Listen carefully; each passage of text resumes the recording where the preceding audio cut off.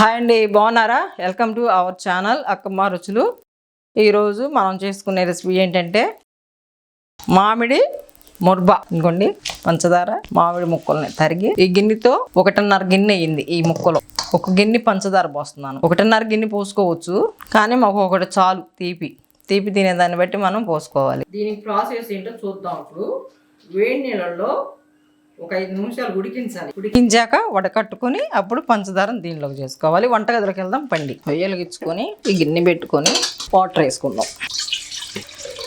Okay, కాగిని గోరచ్చగా వేసుకుందాం దీనిలో.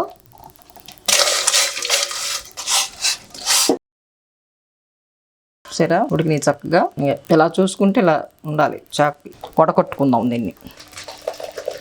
ఈ వాటర్ పూర్తిగా వదిలిందాక ఉంచాలి. ఈ వాటర్ వచ్చి పారిపోయకూడదు. ఇది దీనిలో కూడా పంచదార వేసుకుని స్టోర్ చేసుకుంటే పులుపు తీపి ఉంటుందిగా, బాగుంటుంది. ఏడిపోతుంది ఎమర్జెన్సీకి బాగా వేడి చేసిందన్న టైంలో ఇది పోసుకుని కొంచెం గ్లాసులో తాగితే చాలా బాగుంటుంది. నీళ్ళ వేసుకుందాం. దీనిలో వేస్తున్నా.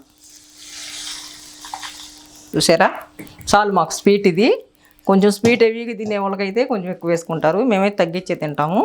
అది చూడండి, కొంచెం సేపు మూత వేసి వదిలేస్తే ఏమైందంటే ఆ వేడికి కదిలీకుండానే ఈ మొత్తం లాగేస్తుంది నీరుకి. ఇది అయిపోయినాక మళ్ళీ వద్దాం.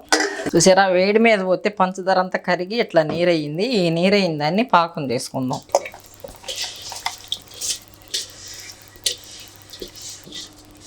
పంచదార మొత్తం కరిగింది. చూసారా, ఇలా కరుగుద్ది. దీన్ని అడుగంటకుండా మనం తిప్పుకుంటూ ఉండాలి. తిప్పుకుంటూ ఉంటే చక్కగా తీగపాకం వచ్చే దగ్గరికి ఎర్రగా తీగపాకం వచ్చింది. అప్పుడు మనకు తెలుస్తుంది. ఇది చూసుకొని కట్టేసుకోవాలి. చూసారా, ఆయన చక్కగా ఎంత బాగా సూపర్గా వచ్చింది. ఇది మామిడి ముర్బా అంటారు.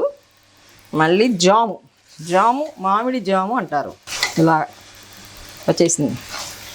ఓకే, బంద్ చేసేస్తున్నాం.